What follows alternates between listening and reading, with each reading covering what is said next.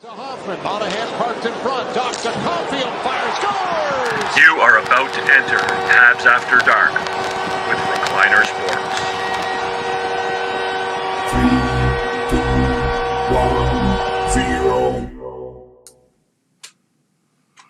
1, 0. Welcome everybody to Habs After Dark. My name is Devin, and we're here to talk about the Montreal Canadiens.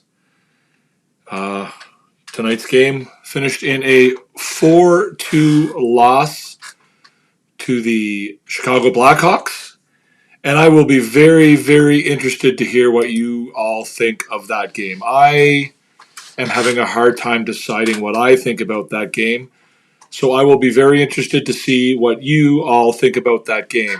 My apologies, Anonymous.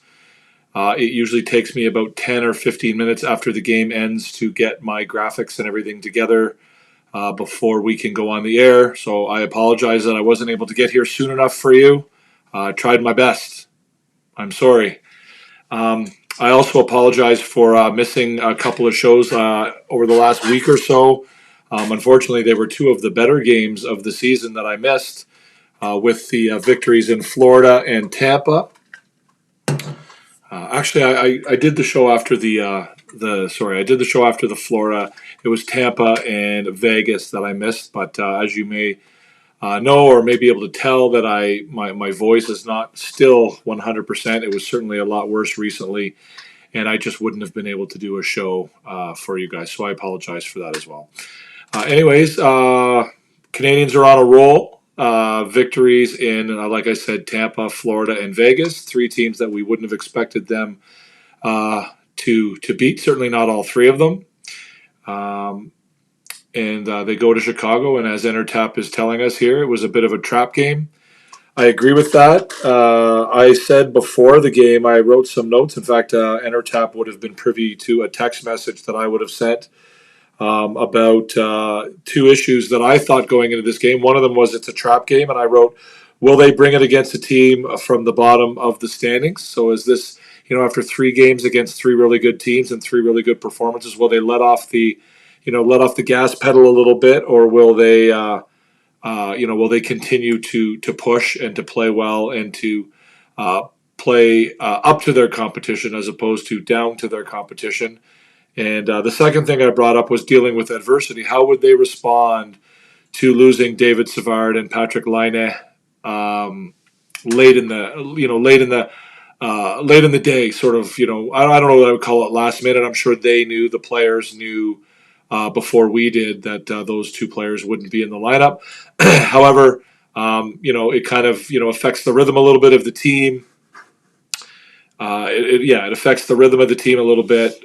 Coming, out of those 3 wins with a certain lineup, and then all of a sudden you've got to make 2 changes. Obviously, losing Savard makes a difference because we don't have a right-handed defenseman to replace him.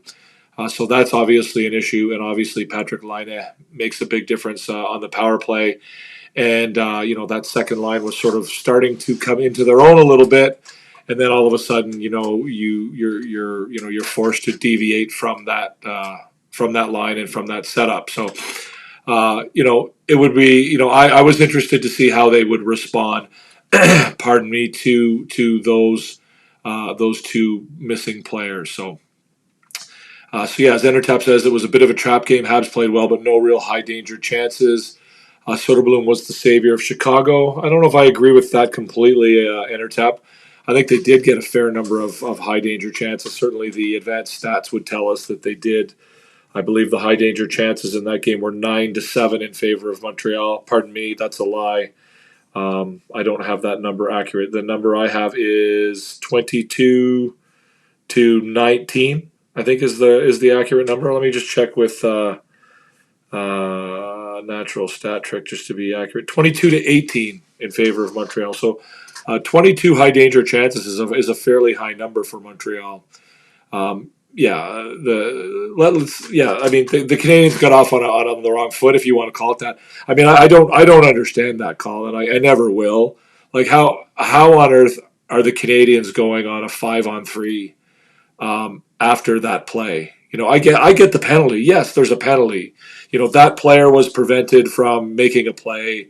by the Canadiens. Jaden Struble, coughed up the puck and gave it to the Chicago player, and that Chicago player was prevented from making a play by the Canadiens. But how does that turn into 2 penalties? I just don't understand that. It's not. It's beyond me how that turns into 2 penalties, and how the Canadiens, 2 minutes into the game, are already down 5-3 and have to kill off, a two-man power play. It's just, again, the refereeing in the NHL is absolutely broken. The officials have no godly clue what they're doing. I don't. If officiating in professional sports is intended to, protect the players from injuries and ensure the fairness and the integrity of the game, how does that call do that? It absolutely doesn't. Right? You're penalizing the team, because 2 guys did something sort of at the same time, and so all of a sudden you're I don't understand it. It's completely beyond me. Not to mention the fact that there was absolutely no penalty on Jack-Eye. Right? Jack-Eye did absolutely nothing. They called him for slashing, I believe. It was just a complete joke. So, hello, Auntie. How are you? Anonymous. Haven't had a PP goal from anyone other than Linus since early November. Big problem. I don't think that's accurate. They got a power play goal tonight from somebody other than Line. So I'm not sure I'm on that with you. I think they've had others as well. So yeah, I mean, Line has definitely carried the power play. I think you're right there. But they have had power play goals from other players tonight. They had one from Emil Heineman, wasn't it?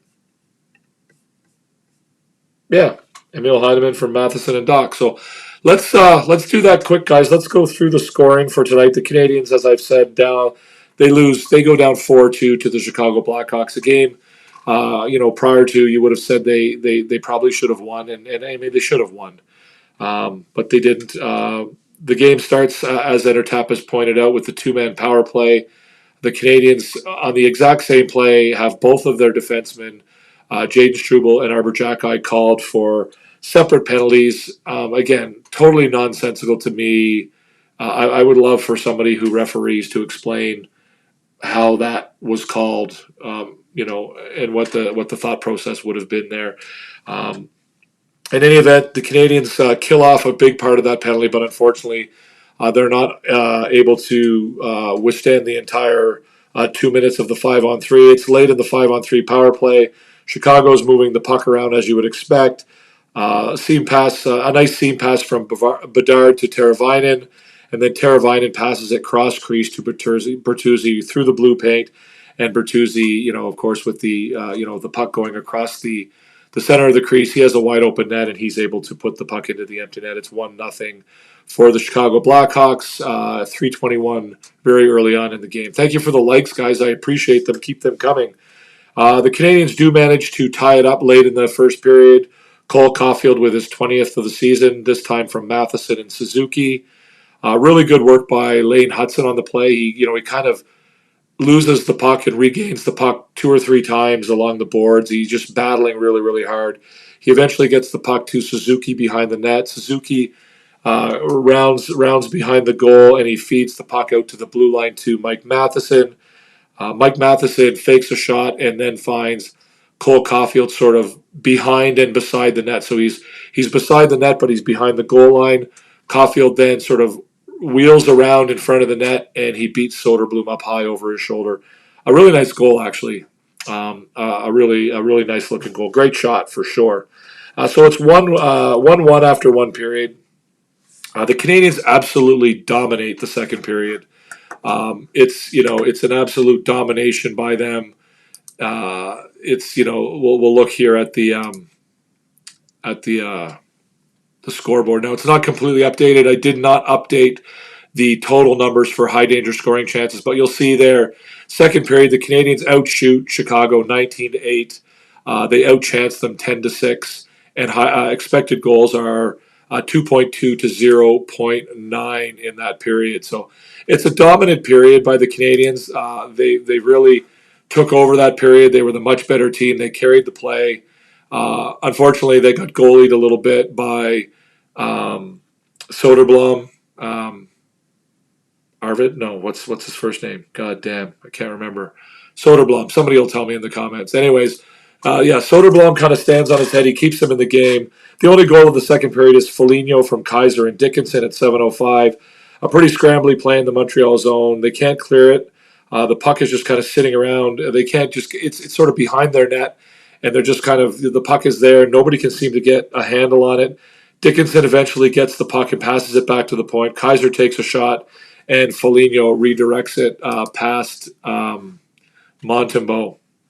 At that point, it is 2-1 for the Blackhawks. That's all the scoring in the second period. So despite all of the chances and all the shots, the Canadiens can't get anything more in the second period. The third period, Patrick Maroon, early 3:01, he scores on a goal on passes from Donato and Smith.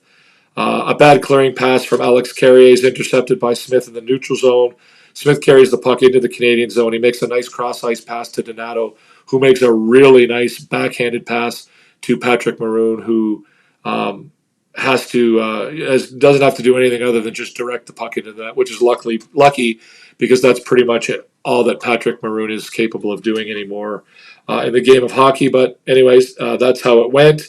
The Canadiens come back at 9:45 on the power play. Emil Heineman, as I mentioned a minute ago, from Matheson and Doc. The Canadiens are moving the puck well on the power play. Kirby Doc gets the puck down low. He moves it to the point. Again, another point shot from Mike Matheson. He fires it like way over the net.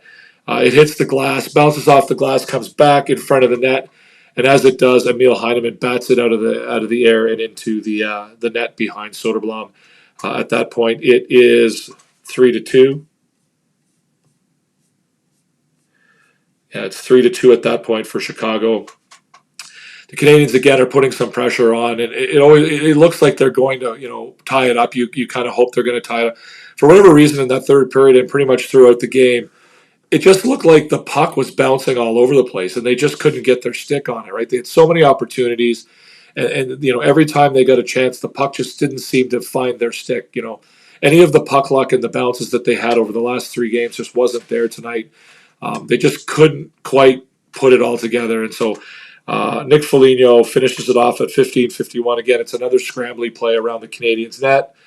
You might say some questionable zone coverage by the Canadiens at this point. Vlasic gets the puck. He walks into the high slot. He shoots, and it hits the post. The puck bounces in front of the net. Taylor Hall gets the rebound. He backhands. He shovels a backhand towards the goal.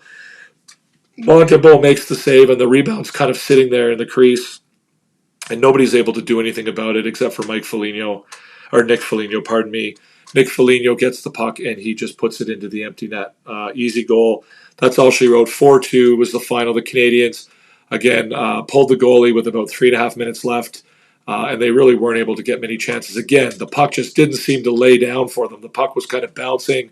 They just couldn't, they couldn't convert anything. They just couldn't quite get it on track. So again, big difference from the last 3 games. Again, I thought they had a lot of opportunities tonight. They obviously had a ton of shots, but they just weren't able to complete their chances. They weren't able to take advantage of the opportunities that they had, and unfortunately, the game ended before they could put it all together. So that's just about it. That's the final 4-2 for Montreal. We'll get back to the chat here. Intertap thought Cole Caulfield had a good game. I agree. What's up, Pinner? How are you, man? I haven't seen you in a long time. Thank you for coming by. Pinner is one of the original TikTok guys who used to follow me, and really good guy from Newfoundland. So thank you for coming by, Pinner. Hopefully you can stick around. Hopefully you've subscribed and you can become a regular over here like you were over on the TikTok channel. By the way, if you're over on TikTok, guys, you got to come over to YouTube if you want to participate in the show. Really, really easy. Recliner Sports 4 is the channel. You just follow the instructions on the screen. Carlson power play goal to tie it up for Anaheim. Okay. Lacombe. Okay. I am not watching any games right now, guys. I've got the TV on next to me, and unfortunately I'm looking at Benoit Brunet's ugly face, but I will perhaps remedy that and see if I can find a game to put on here. There we go. Yes, Arvid Soderblom. Yes, thank you, Intertap. Anaheim has gotten a lot tougher. Gudas, Trouba have made them harder to play against. I don't know if I agree with that, Auntie. I don't know if I agree with that. I mean, obviously, physically, they're probably a little less fun to play against. I don't know how much harder they're to play against. Neither Gudis or Trouba are very good hockey players anymore. They don't really, to me, they don't really fit in with a rebuilding team. I don't know that they're guys that I would have on that team. I just don't. I don't. I don't. Yeah, they're not. They're not two guys that excite me as far as if you're on a young rebuilding. Again, I'm not sure of some of the decision. I mean, there's a few things with the Anaheim rebuild that I'm not convinced of. One is their choice of coach. I don't know that the choice of Cronin as their coach was what I would have sort of done if I was in their position, as far as bringing in a guy who's a teacher, a guy who develops young hockey players. I don't know that a hard ass type coach, old school type coach is what you really need when you have a young team like that. Again, not to suggest that everything Montreal is doing is perfect on their rebuild, but again, I think that Montreal's approach to their coaching is significantly better than what Anaheim is doing. Same with Philadelphia is in the same boat, right? Why are you bringing John Tortorella in to coach young hockey players? He's not a teacher. He's not a developer. I mean, if you want to make the argument that he's a good hockey coach, I don't agree with it. I completely disagree with it. And he may have had his day, I guess, at one time. But as far as being a teacher and a developer of young hockey players, that's not what you think of when you think of John Tortorella. So, Entertap says defensive system was not solid, as in past games when it's not properly clicking because of mistakes or lack of coverage, hard to recover. Then you're chasing the game. Yeah, and I think that Savard being out of the mix, Struble coming in, with very limited play over the last few weeks, probably didn't help. Again, Struble being a left-handed player kind of throws off your rhythm a little bit in your defensive core. So again, yeah, I think there's a lot there that happens. Again, I don't think that they're back to where they were earlier in the season. As far as their defensive zone structure, but I think their structure definitely their shape was not there the way it was. Certainly the last 3 or 4 games. Whether it was their coverage in the neutral zone, creating turnovers, all of that stuff.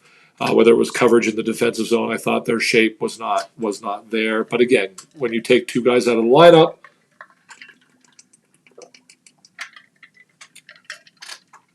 that can happen sometimes, right? That can happen. So if you're over on TikTok, guys, you need to come over to YouTube if you want to participate in the chat. The channel is Recliner Sports 4. The show is Habs After Dark. You're more than welcome. We'd love to have you.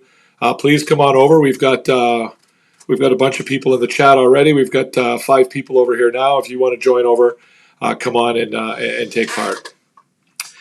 Auntie says, Gudis may not excite you, but he just finished running over McDavid. Well, yeah, I mean, I guess you can get excited over that a little bit, but to me, Gudis costs you more than he helps you, really. He's the kind of guy, he's kind of similar to Zadorov, right? These are guys who have played on a few teams, Zadorov in particular, who've been on a number of teams, and there's a reason why they bounce around from team to team is because they hurt your team more than they help your team in a lot of ways. For me, I mean, and that's not to say I think a guy like Trouba probably fits in that category more than Gudis does. I think Gudis probably has a role to play on a lot of teams. Unfortunately, I don't think that is on a young team like the Anaheim Ducks. So I wouldn't. I feel like Gudis has wasted a little bit on a team like that. I mean, certainly having both Gudis and Trouba seems to be a bit much for me on Anaheim. I agree, Entertap. It's a tough situation for Pizzetta to come in. I guess it was October 27th was his last game.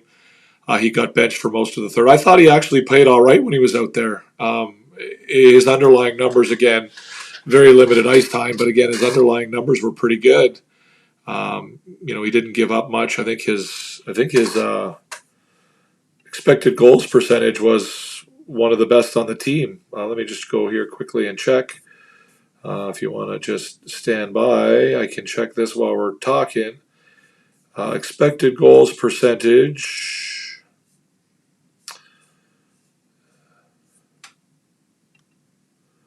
Michael Pezzetta, 91.2 expected goals percentage, best on the team tonight. So, yeah, I mean, when he was on the ice, I guess he certainly wasn't causing any trouble. He wasn't creating any problems for the Canadiens when he was on the ice. So, again, I mean, I don't know how much ice time you can really give a guy who's sat that long, but he certainly didn't cost the Canadiens anything tonight. So yeah. A-team time, guys. You want to do the A-team? Enter Tap's favorite feature here on Habs After Dark. A hard time.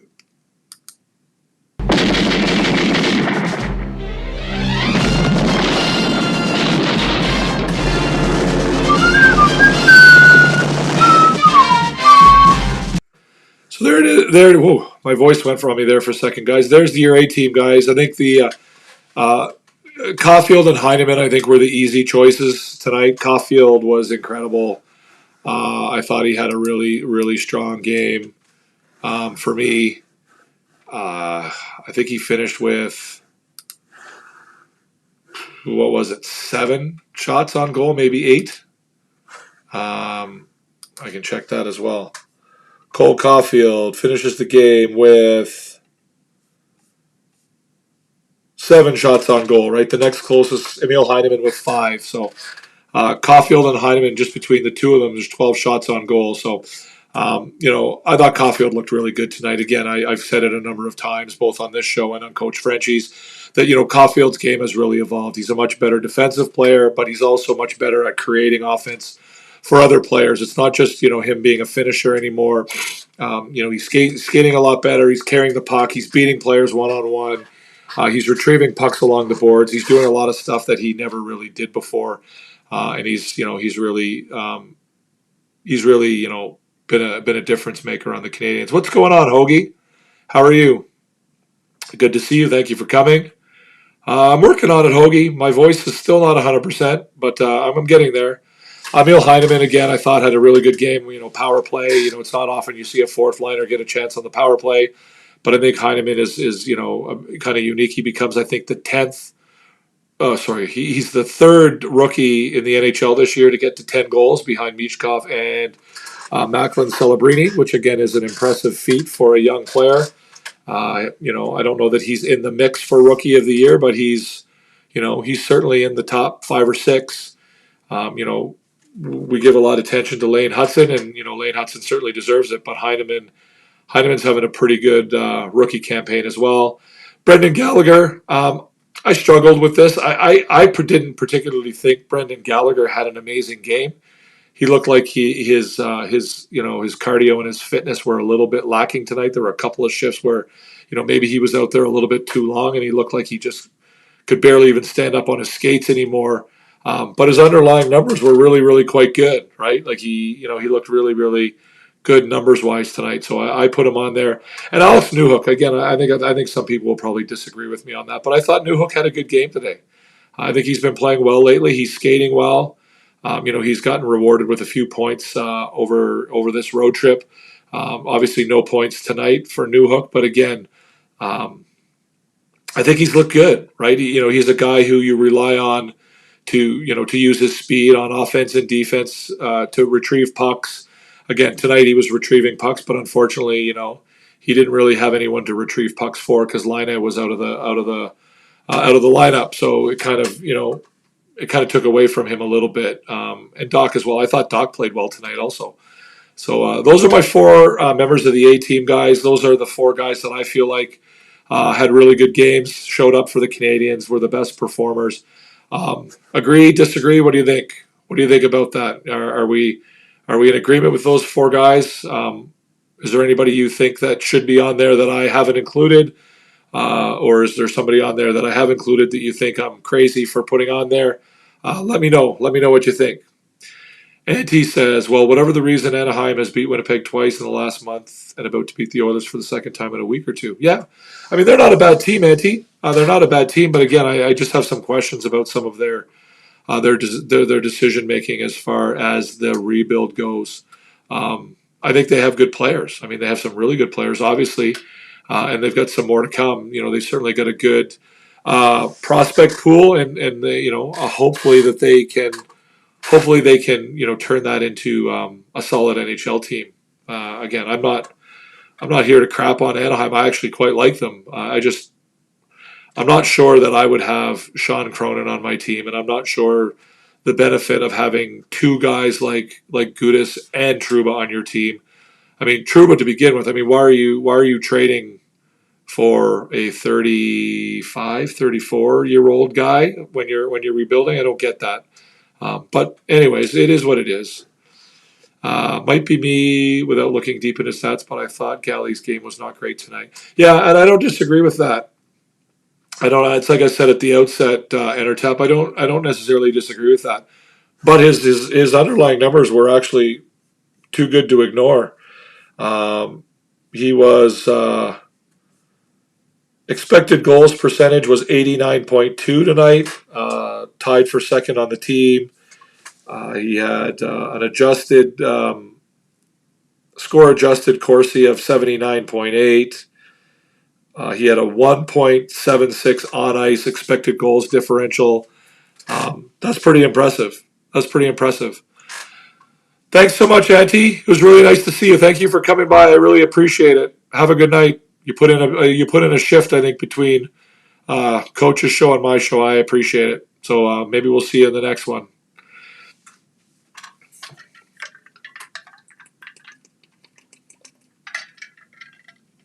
If you're not subscribed, guys, if you're enjoying the content and you're not subscribed, please click the subscribe button. It really does help.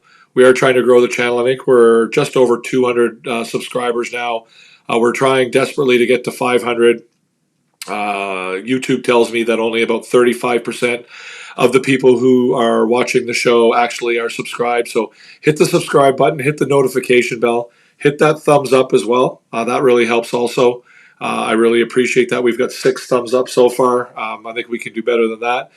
You can also follow me on other social media platforms, guys. We do have a TikTok account, although I don't really use it that much anymore. But Blue Sky is kind of where I'm doing a lot of content now as well. So I know a lot of you are still on Twitter, but I certainly do recommend Blue Sky. Blue Sky is a great spot. There's a lot of hockey people on there. There's a lot of Montreal Canadiens fans on there. And it's a much more pleasant place to be, far less toxic. There's a lot more genuine interaction on Blue Sky than there is on Twitter. And so if you're looking for that, then I certainly recommend it. You'll also find that some of the insiders for the Montreal Canadiens are on Blue Sky as well. And because it's not sort of overrun with anonymous accounts and trolls and people that are just there to be, jerks and it's not, there's not a bunch of trolls and bots on there. You do actually get the opportunity to interact directly with some of these people. Like you can have conversations with, Brian Wild, with Eric Engels, with a lot of these guys, because there are, not as many people there and they're not sort of, filtering through all the trolls, you can actually have a conversation with them and have, serious conversation and actually, get answers from them and speak intelligently and have good conversations with them. So I highly recommend. My account, of course, is Recliner Sports. And so, yeah, if you want to add me over there, that would be awesome too. I do post quite a bit over there during the games and before and after the games as well. I do a lot of prospect stuff over there as well. So Claude Richard, Mike Matheson, 2 assists, could be on my list. Yeah, I agree, Claude. T'es bien correct. Je pense que Mike Matheson aurait pu être sur la liste. Il a assez bien joué ce soir. J'ai une question avec Mike Matheson, mais je trouve qu'il joue pas bien quand le Canadien retire leur gardien de but. Peut-être c'est une observation un peu incommode, mais c'est quelque chose que j'ai aperçu que à chaque fois que le Canadien enlève son gardien de but et Mike Matheson est sur la glace, il fait toujours des erreurs étranges. C'est comme s'il devient un peu nerveux quand il n'y a pas de gardien. Je comprends pas, mais t'es correct. Il a bien joué aujourd'hui. Les deux assistances, c'est un bon résultat pour lui. Moi, j'ai trouvé que c'était pas un de ses meilleurs matchs. Par exemple, sur son deuxième assistance, j'ai trouvé que c'était une grosse erreur de prendre un lancer qui a manqué le but de 4 à 5 pieds au-dessus du but. Il était bien chanceux que Emil Heinemann était là pour scorer sur le rebound, mais pour moi, c'est pas un bon jeu, un beau jeu de lancer la rondelle au-dessus du filet comme ça. Alors, les résultats pour Matheson étaient là ce soir, mais peut-être c'est la même chose que Brendan Gallagher. Le eye test, à l'œil, ils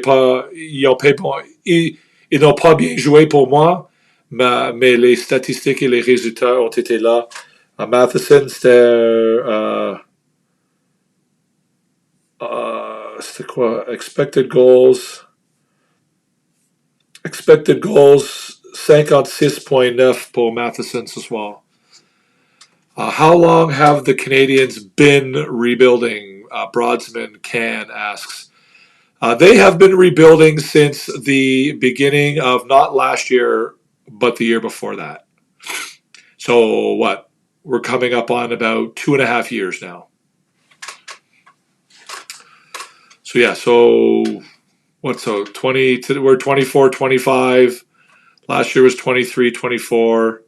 So the beginning of 22, 23 is when the Canadiens started rebuilding.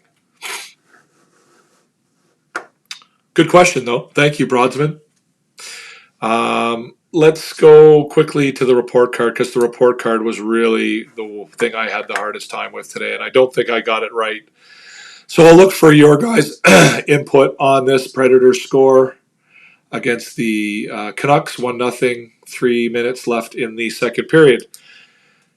Yeah, so I had some trouble with the report card, guys, so I'll ask for your help. I'm not sure I agree with myself on the report card. So again, the first two categories, 3 or fewer goals against, or 3 or more goals for. Again, those were obvious and easy. Those were both fails.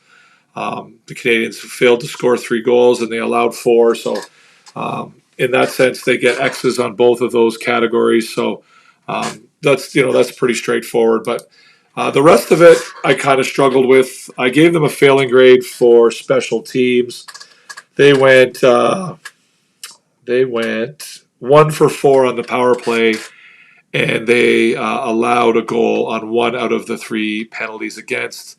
Again, that was a 5-on-3. So again, it's hard to blame them. So again, am I really being too tough on them here by saying that they failed on special teams? Maybe I am. I don't know. Engagement, effort, and energy. I do think that they brought engagement today. I think they showed up to play. I think they, again, as I mentioned earlier, they didn't have a ton of puck luck. They kind of, the bounces didn't really go their way, and the puck didn't seem to lay down for them when they needed it to.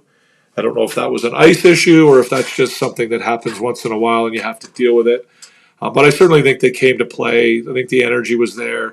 Again, 40 shots. That's the most shots they've had in a game this year.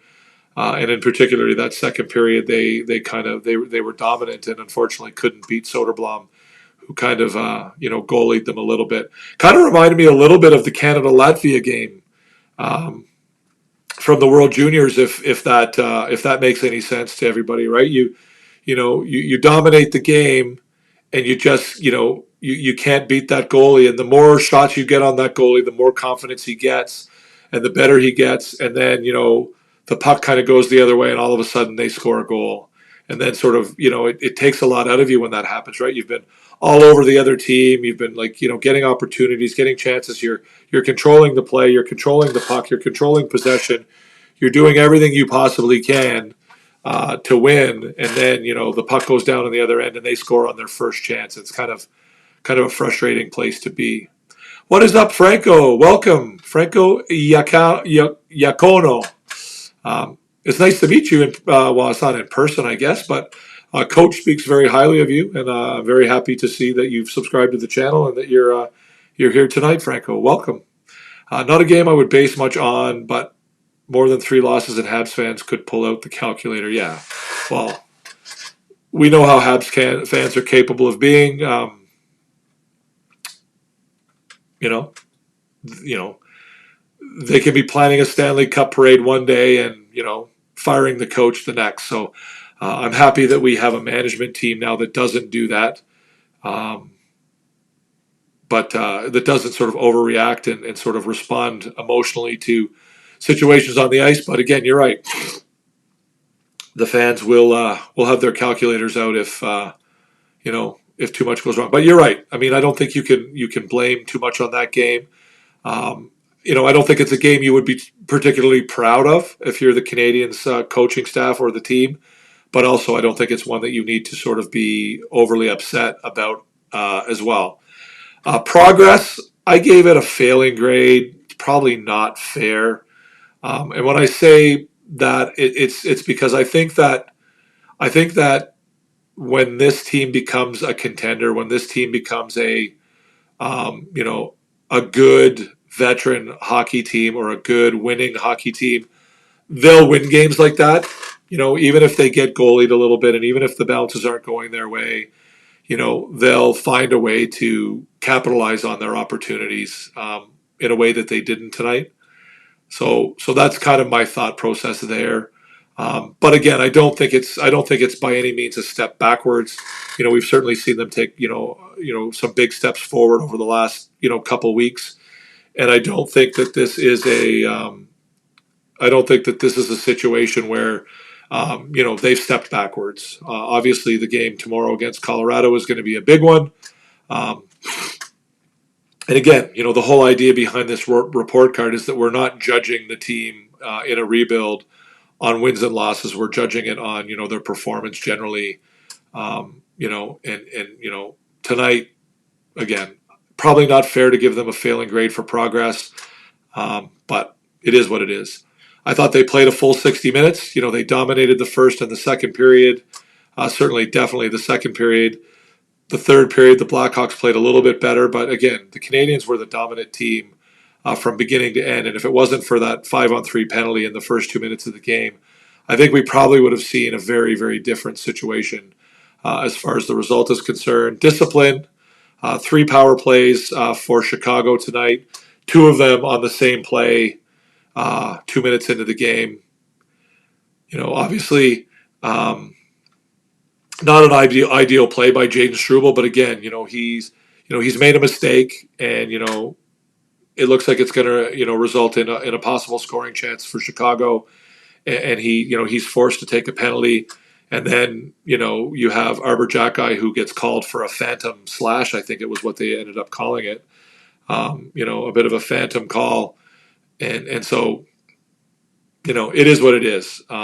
But otherwise, I thought the discipline was good. I'm not going to fault the Canadiens for those 2 penalties. I don't think they did anything that would have shown a lack of discipline. So that's pretty much it for the report card. Again, I struggled with the report card tonight, guys. I really had a hard time deciding whether or not I was upset about it. Whether I was thought that was a bad game for them. Whether I could say, well, no, they played okay. So yeah, mixed emotions, I guess, is what I would call it, guys. So I don't know what you guys, what your guys' thoughts are. I'd be, love to hear it, and love to chat with you some more about it in the comment section, if you want to. So if you're over there on TikTok, guys, I see you over there, but you need to come over to the YouTube channel if you want to be on the show. I've got the TikTok turned on simply to let you guys know that we're doing a show, and to invite you because you're more than welcome to come on over. I'd love to have you. I mean, I did TikTok lives for the better part of a year, and I really enjoyed it. But I'm doing most of the shows now on YouTube, and I would love for as many as possible of you to come on over and join us over here, because we had some really great chats in the past on TikTok. But hopefully we can do it over here. I see Brandon, I see Cujo, I see Mav, I see a few of you guys over there. So if you want to come over, guys, it's Recliner Sports 4. We'd love to have you. Who the hell is Soderblom? Well, he's a goaltender for the Chicago Blackhawks. Wigs. I guess you could argue that he's the backup, but he and Mrazek are kind of sharing time right now. So, yeah, that's who he is. And tonight he had an excellent game. He was spectacular in goal for the Blackhawks, stopping 38 of 40 shots. Franco, lots of paint for the Stanley Cup parade route ready. Yes. Yes, the Stanley Cup has been planned and canceled a number of times for the Montreal Canadiens fans over the last number of years. So, Franco in your garage. Okay, well, that sounds like it's a bit of an inside story between Franco and Intertap there.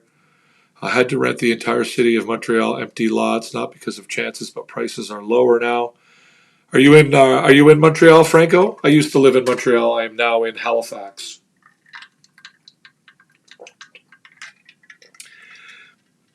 Intertap. I don't think any of the Canadiens defenders had a strong game tonight. Yeah, I don't disagree with that, Intertap. I don't think they stood out. Again, I think that there was, the puck just didn't seem to lay down for Lane Hudson for a better part of the game. And I think that, losing Savard, we talk about trading Savard and, whether, Savard should stick around or not. But I think that it's not so much Savard necessarily, but it's losing that right-handed shot, which kind of throws the entire defensive core into a bit of disarray. It kind of throws their rhythm off a little bit, when he's out of the lineup. And as much as I like Jaden Struble, him being out for, I don't know how many games he's been out for. I think I saw that he's been out for 10 games. Him coming back in the lineup after being out for 10 games isn't ideal. So I don't know how you deal with that. I don't know what you do to keep Jaden Struble a little bit fresher. Can you send him down to Laval and still have him be available? He wouldn't have been available in the scenario they had tonight, right? They would have, if Struble was in Laval, they would have had to, play with 5 defensemen, and I don't think that's something they want to do either. So it's tough. It's a tough call. I personally didn't think that Struble was playing badly before the Carrier trade, even though he had been sat, in favor of Barron, and there were some comments in the media, from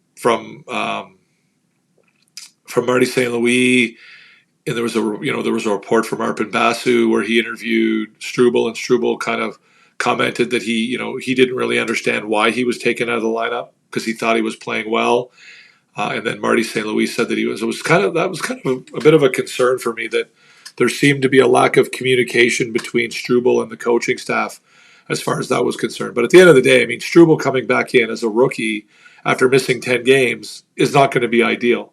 And, losing a right-handed defenseman, is going to throw things off a little bit. So, but I agree with you, Intertap. I don't think that the defense looked all that great tonight. What's up, Cujo? Welcome to Habs After Dark on YouTube.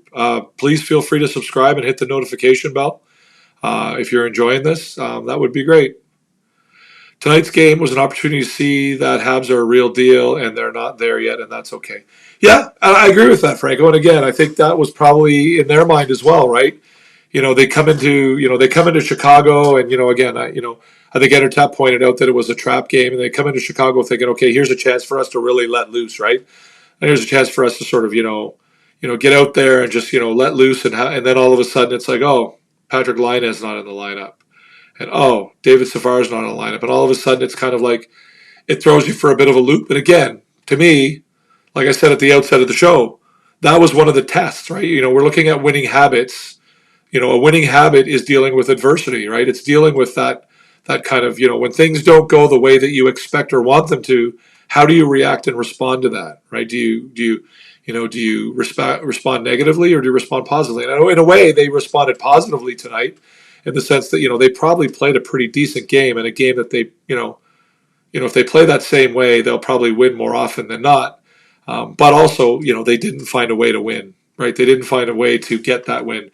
They didn't find a way to take advantage of, the Penguins and the Senators losing tonight and moving up in the standings. They didn't, those are opportunities that, veteran, experienced contender teams, those aren't opportunities that they let pass them by very often. Thoughts on the Rangers this year and their downfall? Yeah, it's interesting. It's interesting what's going on with the Rangers. I think we saw it a little bit in the playoffs last year. I can't remember who knocked them out. I guess it was it Florida that knocked them out? Yeah, I guess it was Florida that knocked them out.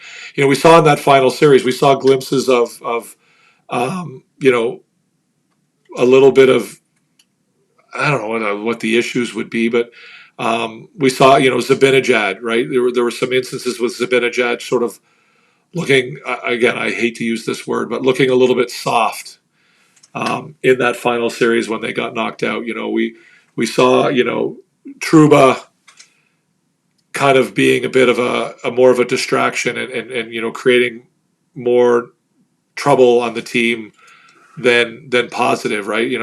We saw, this whole Rempe thing that they're doing in I don't which I completely don't understand. I don't know what Rempe brings to that team and what benefit he possibly brings to that team. So there seemed to be something going on with that team where they thought they were some kind of tough guys or something, and that they wanted to play some kind of tough guy role, and it just doesn't work. And then you've got a very bombastic owner over there that's very wants to have his fingers in everything all the time. You've got a general manager that I don't think is very good. Again, it's actually, if now that I think about it, it's not unlike what the Montreal Canadiens were, prior to this, prior to this new regime, this new administration, right? It was very reactive to what's going on the ice. Knee-jerk reactions to small sample sizes. Reacting to 2 or 3 or 4 bad games with having to make a drastic move instead of just figuring out what's going wrong. Is again, I don't think that the Canadiens ownership is anything like Dolan in New York, but an organization that's very, very into emotional knee-jerk reactions to negative performance on the ice, and I don't think it's helped. Right, we saw Drury put out that email or send out that message that Kreider and Trouba were on the market, and I don't know what he was trying to achieve with that, but they've really looked terrible since then, and there doesn't seem to be any real chemistry left on that team, and they don't seem to be playing for their coach. They don't seem to be playing for each other, and they don't seem to be playing for for the crest on their jersey. So, anyways, that's my thoughts on the Rangers and their downfall. Intertap. Ideally, you would want a veteran D-man as your 7th. Definitely not good condition to have Struble in that predicament. Yeah, absolutely, Intertap. I agree. And again, I'm not second guessing the trade because I know it had to happen. But in a perfect world, you'd have Kovacevic in that role right now, right? Kovacevic as a right-hander veteran would be pretty good in that role. Yeah. Again, I'm not second guessing the trade. I'm not suggesting that they shouldn't have traded him. I probably have my thoughts about whether they should have traded him at the time. I certainly thought that he had more value to the team than a lot of people did. Him being the only defenseman on the team last year to have a positive plus-minus number. I thought that he, served a purpose on the team and could have stuck around. But again, I get that the numbers were such that they had to get rid of somebody, and he was the one who made the most sense. So, but you're right. Yeah, Struble's not ideal in that scenario. Even though I thought he was playing very well prior to the Carrier trade. Franco, yes, I'm in Montreal, more specifically home of the great. Oh, okay, Saint Leonard. Well, I won't tell you my thoughts on. Well, I will tell you my thoughts. In my opinion, Roberto Luongo is one of the 5 greatest goaltenders of all time. And also, in my opinion, Martin Brodeur is the most overrated goaltender of all time. And I don't even believe that he is a top 30 goaltender of all time. So take that for what it's worth. Maybe we can have that conversation another time, Franco. But I'm a huge Roberto Luongo guy. And I'm shocked at the degree to which Martin Brodeur gets credit for being what some people view to be one of the better goalies of all time, which I don't think he's even close to that. Yeah, we will see how they rebound tomorrow. Again, Franco, that's kind of the way it is with this team right now, right? We're looking for signs of life. We're looking for signs of winning habits. We're looking for signs that they're learning how to win. We're looking for signs that they're they're taking on the lessons that Martin St. Louis and the coaching staff are teaching them and incorporating them into their game, and that they're working their way towards being a contending hockey team, right? That's kind of what we're looking for. Like that's to me, like I said before the game, I had we have a text chat, myself and Entertap and Marco and Coach, and I asked those questions like how are they going to react to losing Laine and Savard at the last minute? How are they going to do in a so-called trap game? Against one of the weaker teams in the league, are they going to, how are they going to respond? And again, I think for me, it's mixed emotions and mixed results tonight. And tomorrow will be the same thing, right? Like, how are they going to come out against Colorado again, right? This is a team that nobody expects them really to stand up to, but they didn't expect them to stand up to, Florida, Tampa, and Las Vegas either. So how they respond will be very interesting tomorrow. My Flyers friends wants to see this trade. Pettersson for 1 right D, 1 center, 2 first-round picks. Yeah, I don't know. I don't expect that Pettersson would be a very good match in Philadelphia. Frankly, fitness king.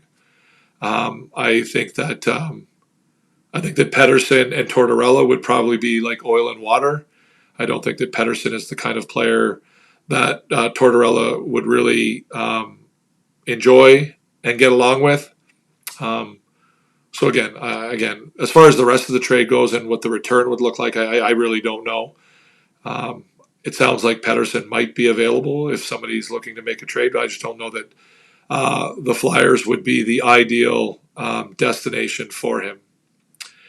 If you come over to Saint Leonard, I'll share a good pizza at Luongo's Brothers Restaurant. Yes, I've been there before. I grew up in the West Island, Franco, so I'm well aware of a lot of the great Italian establishments in Montreal and the suburbs.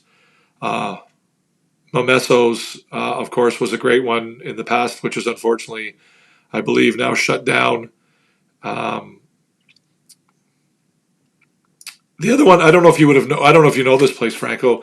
There's a place in Point Claire Village that I always really liked. Our family really liked. It's called Romana's. It started out as a bit of a divey, hole in the wall kind of place back in the day when I was a kid. It's actually a much nicer place now. They've totally renovated it and added on, and it's a much more fancy place now than it was back in the day. But we used to go there when I was a kid, and it was one of my favorite Italian places. And anytime we go back to Montreal, I try to make sure that I make a stop in there. Although it's a much different, the food is actually still quite similar, but the atmosphere has changed quite a bit. Miller for Adam Fox. I don't see the Rangers really wanting to do that. I don't think that's a fair trade. I don't know that I would do that. Adam Fox for Mika Zibanejad or Panarin. Yeah, I don't know. Yeah, I mean, anybody would want those players. I mean, Adam Fox and Artemi Panarin are, elite hockey players in the NHL right now. Mika Zibanejad certainly has the capacity to be. I mean, I think if you're looking at the trade, in there, then it might be, a Zibanejad for Pettersson kind of thing. Obviously, I don't think that would happen 1-for-1. But, I think Zibanejad and Pettersson are kind of similar players. Pettersson's obviously younger, and I think probably has a higher upside, obviously. But they're, two highly skilled offensive players who seem to have, I don't know if I would call it motivation issues, maybe. So they're, maybe similar in that way. I hesitate to talk about, motivation issues and to call it that because, again, there could be a lot of things going on in people's lives that it's not fair for us to sit here in judgment about it. So, in that sense, I hesitate. Zibanejad has come out and already spoken about how hard it can be for him sometimes to play hockey. So, I'm not really going to go there with him. But again, Pettersson and Zibanejad are two underachieving offensive forwards. Zibanejad's obviously older. And I think, again, Pettersson probably has the higher upside, certainly at this stage of his career. The Metro Division is very competitive in Pacific. I think Flyers or Blue Jackets or Pittsburgh could be a wild card. Yeah, I don't see the Blue Jackets. I don't see either of those three teams, frankly, being in the discussion for the wild card for me. Fitness King. If you're over there on TikTok, guys, I see you, and I certainly would love to have a chat with you.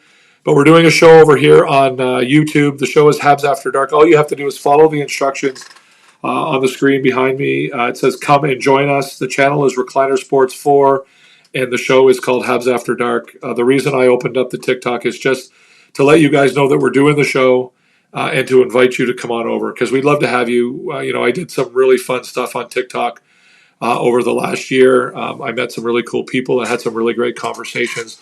Unfortunately, it got to the point where it was far too toxic, and I wasn't enjoying myself anymore. So I've started doing my shows here on YouTube. Far more enjoyable place to be, and I certainly enjoy it more here, and I think you would enjoy it as well. So if you're inclined to come on over, you want to come over, certainly pop on over and join us here. If you are here watching the show, give us a thumbs up. We've got 9 thumbs up as it is. That's great. We could always enjoy more. If you're not subscribed yet, hit the subscribe button, hit the notification bell. They're right down here below me on the screen, I believe. YouTube tells me that only 35% of the people who watch the show actually are are subscribers. I would love for you to subscribe. The more the merrier. We're trying to grow our channel. We're trying to grow our community. And we'd love for you to be here. We're at about 200 subscribers, and we could always use more. Hey, Larry, what's going on? Certainly tap that subscription button, hit the notification bell, give us a thumbs up. If you're watching in a replay as well, certainly join up. If you're not able to make it, after the games when we're live. Then we certainly love the fact that you're watching afterwards as well. And we would love if you would be a subscriber and join the Recliner Sports community. What we're trying to do is we're trying to bring civil and objective, fun conversations about hockey, and in particular the Montreal Canadiens. So if you're interested in that, getting away from some of the more toxic kind of stuff that goes on the internet, and come to a place where you can have an intelligent, civil conversation about your team and the NHL in general, then this is the place for you. So that would be awesome. Who else are they going to fight over the wild card? I don't know. I don't see either of those teams doing it. We'll see. I think there's a lot of teams that'll be in the running for that wild card in the East. Fitness King. What was my opinion of Marc Bergevin? I was not a Marc Bergevin fan. Again, I think Marc Bergevin was reflective of the old ways in Montreal, like the old way of managing, always trying to fix things, feeling like you always had to make a drastic move to fix this or fix that. If the team loses 4 or 5 games in a row, well, we've got to do something. We've got to, somebody needs to be fired, or somebody needs to be sent down, or somebody needs to be traded, or something drastic. It was, there just wasn't a sense that there was a plan and that they were sticking to a plan, right? The plan just seemed to change all the time, just they kind of, much like the fans, right? They're always blowing in the wind. Like one minute everything's great, and the next minute the world's falling apart. And I much prefer the current management team that seems to have a plan in place, and what they do, their moves, their trades, their signings, everything from top to bottom is relatively predictable, because you can always sort of you can always sort of reflect back to what the plan is, and you know, because you know what the plan is and how they operate and what their intentions are, you kind of know what their moves are going to be, right? We know, like, when somebody comes on and says, are the Montreal Canadiens going to try and sign Jonathan Toews, right? I can tell you that's not going to happen, because I listen to you know, I listen to Jeff Gordon and I listen to Kent Hughes and I hear what they have to say, and I know that they're committed to their rebuild and they're committed to their younger players, and they're not going to bring in you know, an older player like a Jonathan Toews, who, you know, is likely going to take a development opportunity away from one of their younger players, right? Whereas if it was, you know, Marc Bergevin, you had no idea what he was going to do, right? Like, he might see Jonathan Toews and, you know, see him like a big shiny necklace and say, well, I got to have that. And, you know, and try and make that trade, even though it makes absolutely no sense for the team. So again, that's my thought on Bergevin, is that he just was kind of, you know, he was managing the team on an ad hoc basis, right? And what I mean by that is, like, you know, he was just sort of taking things as they came, you know, case by case basis, and there just wasn't, you know, there was no vision or plan in place. So that's my thought on Bergevin. I don't think he was a very good manager, personally. I don't.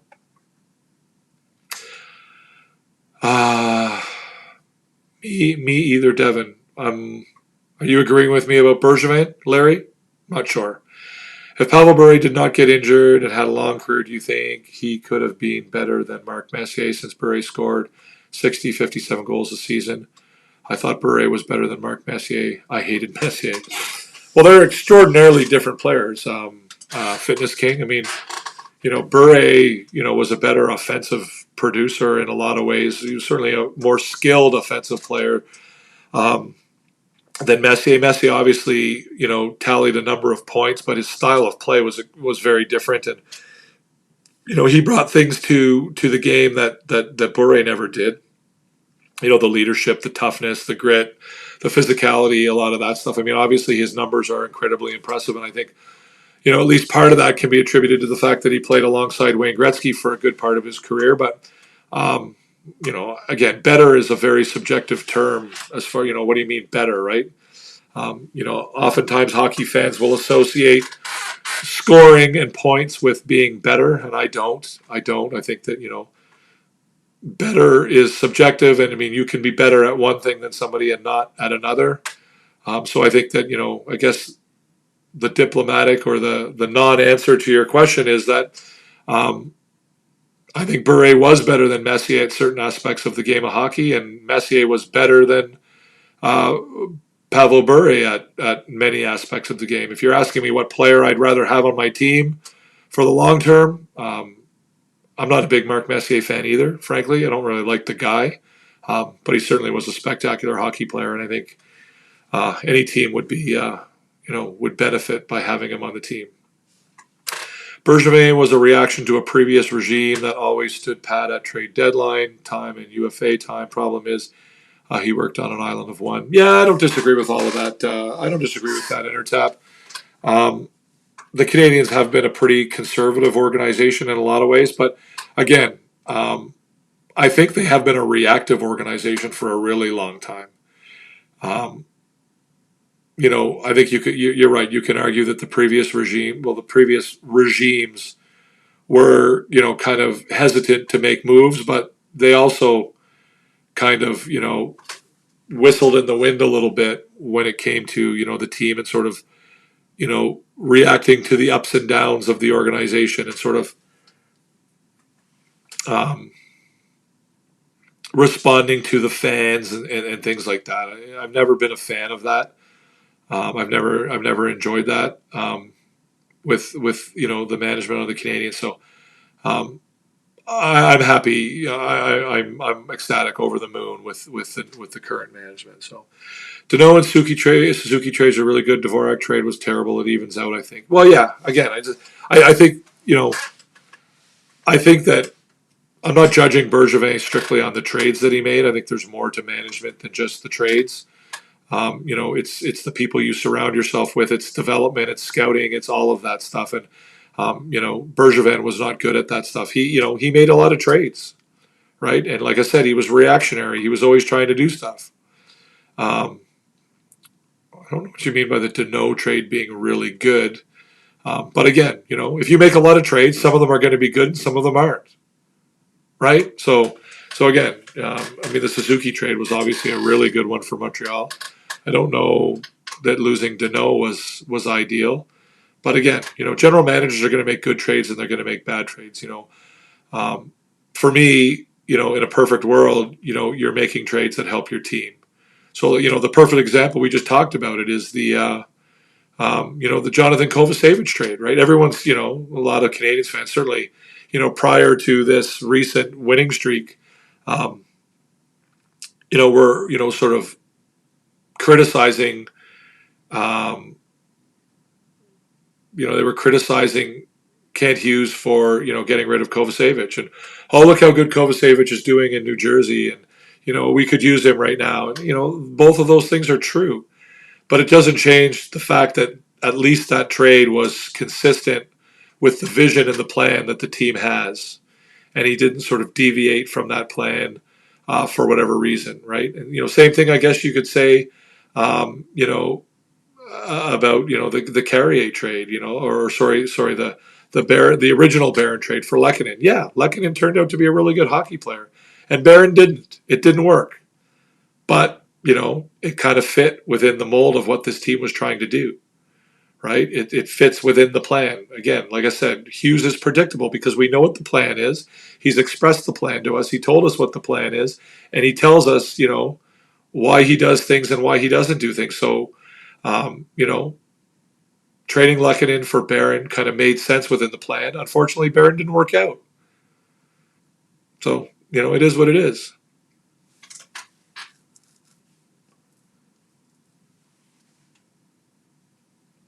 Oh, you're talking about getting Deneau. I thought you were talking about losing Deneau, Anonymous. Sorry. Yes. Yeah, absolutely.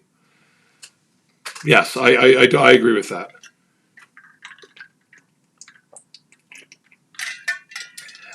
Yeah.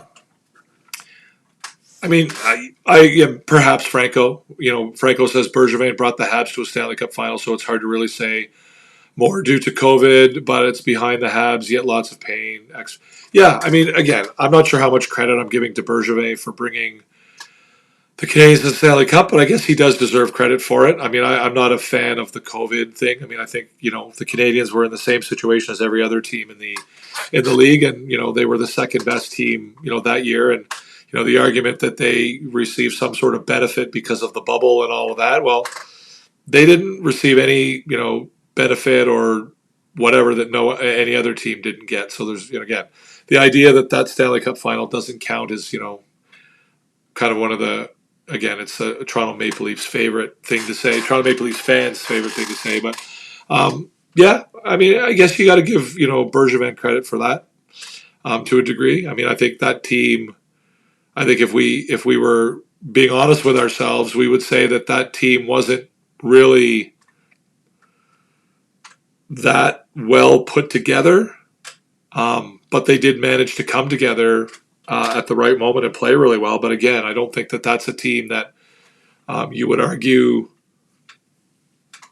was a particularly well put together roster. Although I guess you do have to give credit for him bringing in guys like Stahl and Perry, who made a big difference. The Subban Weber trade we can argue about for forever, I suppose, but I don't know. Matthews was put on LTIR. A dislocated hip. Is that what it is? Yeah, I guess that's what you would expect, right? If he's going to be out for more than 10 games, then you put him on LTIR. And, the whole discussion about, whether he's going to be back this year or not is an interesting one. And it'll be interesting to see if he shows up on day one of the playoffs, whether the Toronto Maple Leafs fans will complain as much as they did or as much as they have about the Golden Knights and Mark Stone, right? I think the Maple Leafs fans were probably some of the most vocal ones about that, and we all heard the ongoing mantra that was coming from a lot of fans about LTI or this and loophole, and it's like the rule's there. It's there for a reason. It exists for a reason. And if Austin Matthews is hurt, then I think he goes on LTR. It's unfortunate. We're gonna miss out on watching a great hockey player, right? I mean, I'm a hockey fan first, and I love watching good hockey players, and Matthews is one of the best, and he's fun to watch. So yeah, sucks for hockey fans generally. It'll be interesting to see how the Maple Leafs respond both on the ice and off the ice. So on the ice, I mean, they look pretty good lately, right? Marner's playing really well. Nylander's playing really well. Their supporting staff is coming around. In Matthews' absences, but I guess it'll be interesting to see how they, whether they make some kind of move to try and replace him, right, with him on LTIR.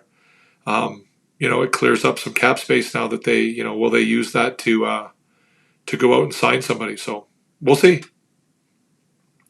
Kent Hughes is a beast and significantly better than Bergevin. The guy turned future considerations to Monahan. Yeah. I mean, I'm a huge Kent Hughes fan. If you don't know this, I went to high school with Kent Hughes. So, I mean, I'm not going to say I know him real well. I know his brother a little bit better. I know Hughes. I'm not buddies. I'm not good friends with him, but we went to the same high school.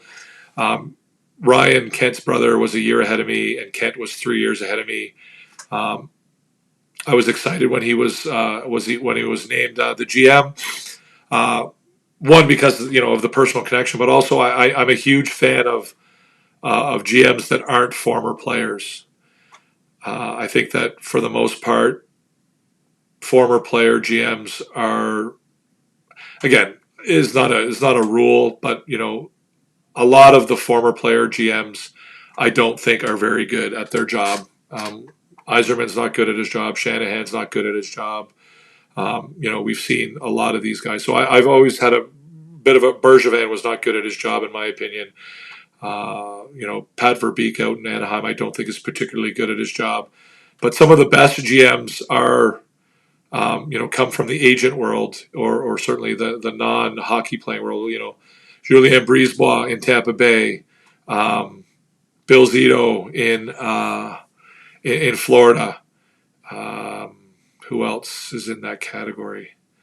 There's a few of them, and so I was really excited to see Kent Hughes get the job, and I think in my opinion, I think he's done a spectacular job so far.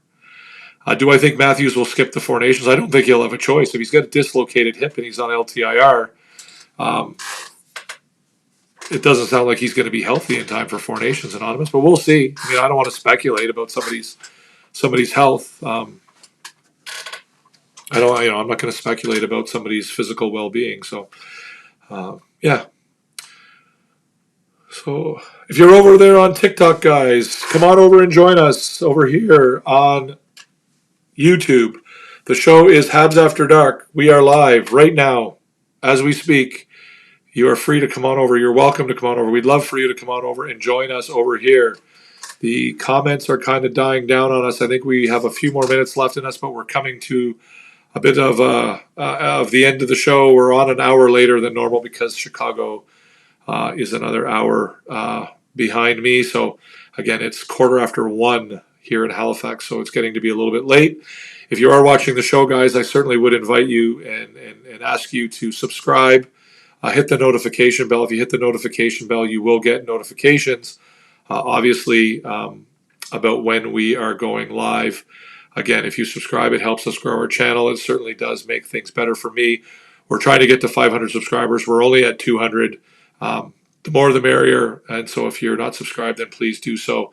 That would be really awesome. And if you're watching in a replay, if you're watching this tomorrow or later tonight or even somewhere else down the road and you're not subscribed, if you enjoy the content, please hit that subscribe button. Again, it does help the channel, and we really do appreciate it. So Anonymous says, as an NHL fan and not from a Habs point of view, do you think that Caulfield should have made Team USA? I honestly agree with him not being on the team. I think he could be on the team, but again, I don't think it's a huge slight for him not to be on the team, right? Like I think if he played on the team, he would be just fine on the team. Um, I think that he'll probably be on Team USA down the road. But again, it depends on what kind of team they're putting together, right? I mean, obviously the USA is very talented, and they have a number of young, uh, offensively talented, elite hockey players. But again, a lot of those guys fit in a similar mold, right? They're not necessarily viewed as being great two-way players. They're more offensively oriented. Some of them are a little bit smaller, like Cole Caulfield, and so in that grand scheme of things, maybe you're not taking him. Maybe you want to have a couple guys on your team who have a bit of a better defensive upside. Now Caulfield's defensive game is significantly better than it was, and I think eventually he's going to start to get recognized for that part of his game, and I think that'll help him get selected on that team down the road. And I do think that he will surpass some of those players who fit a similar mold that he does, as far as becoming, as far as getting on the radar for Team USA. So he's still young, he's still got a lot of growing to do.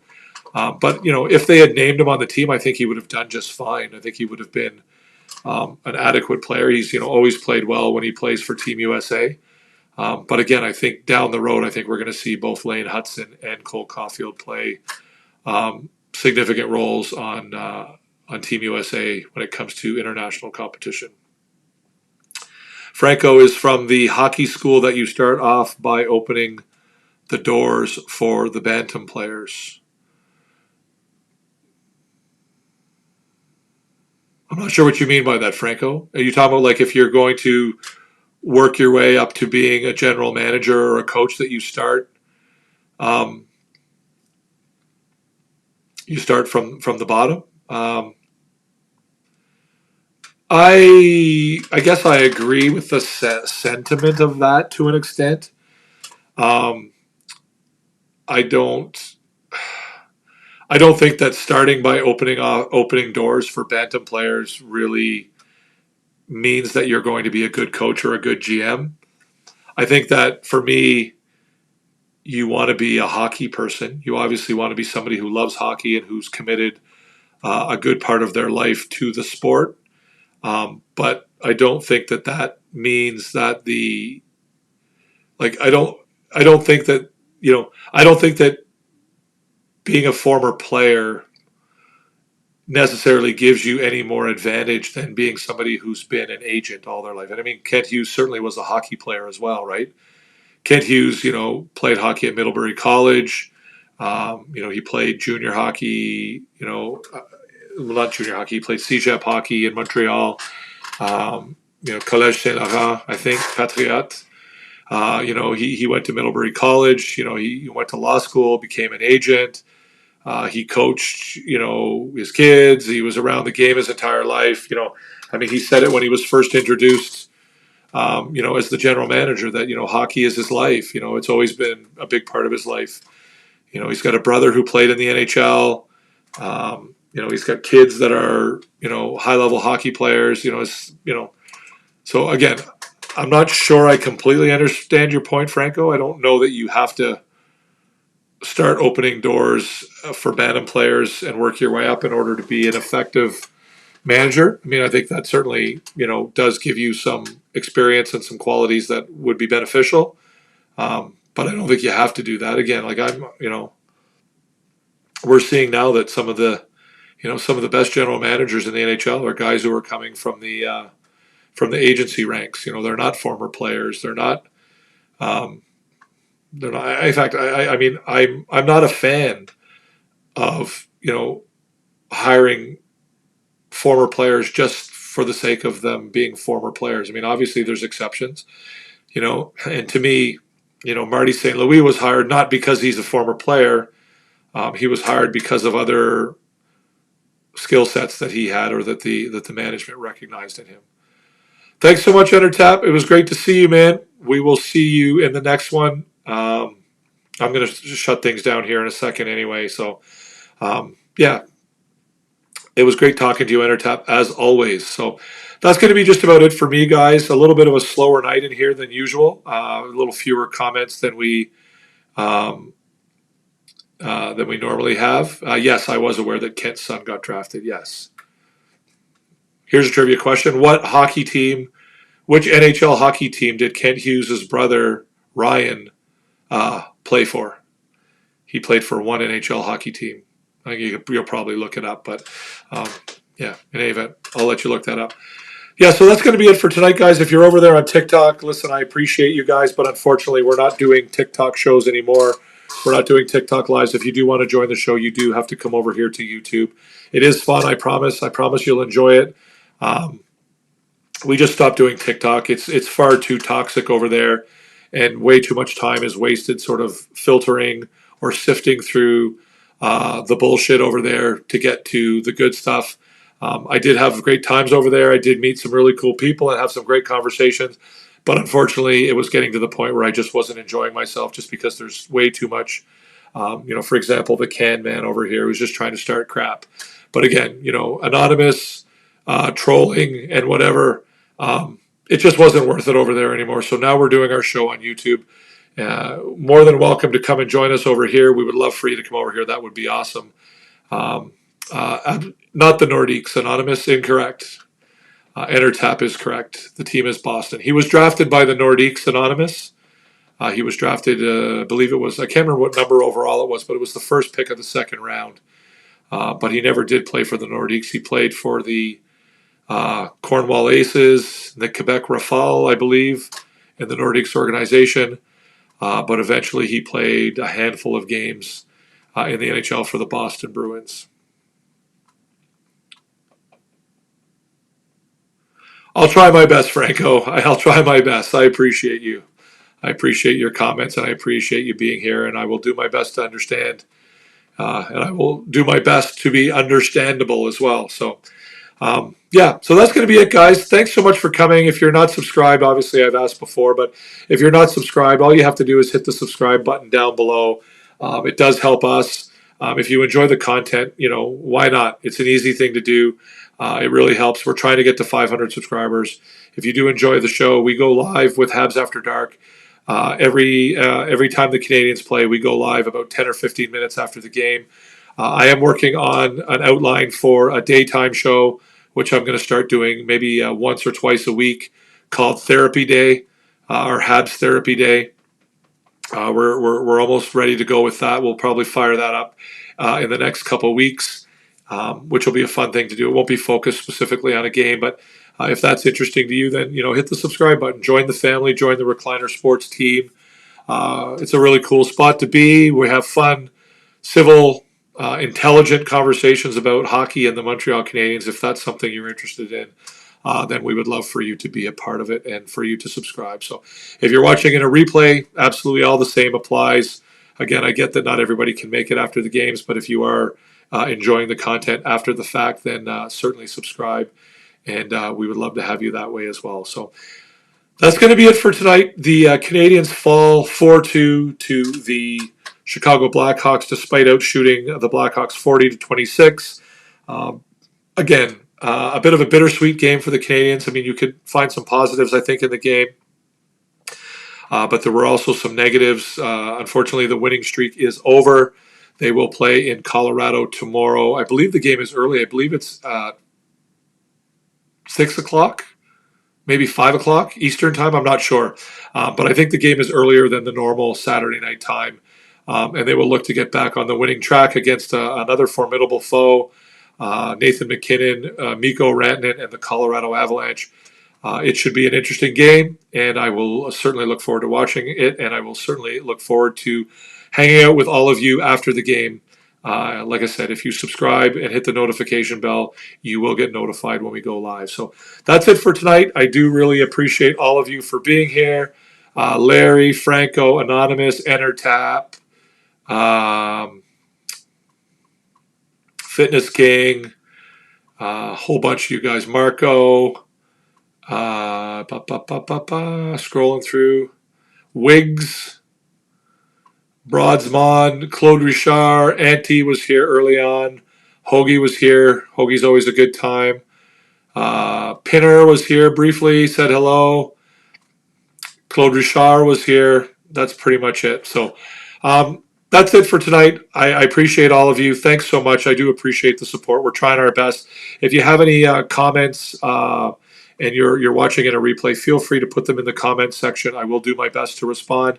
If you've got any criticism, hopefully it's constructive. I'm certainly open to hearing what you think about the show, what we can do better, what you like, what you don't like, all of that stuff. And I will certainly do my best. We are trying to get better and to improve. So, yeah, that's about it. I appreciate all of you. Thanks so much. Enjoy the rest of your evening. If there's any left of it, again, it's 1:30 in the morning here for me. But if you got anything else going on tonight, I hope you have a great time. And we will hopefully get to see you tomorrow. Peace out. Hoffman, out ahead, parked in front. Dr. Caulfield fires, scores! You are about to enter Habs After Dark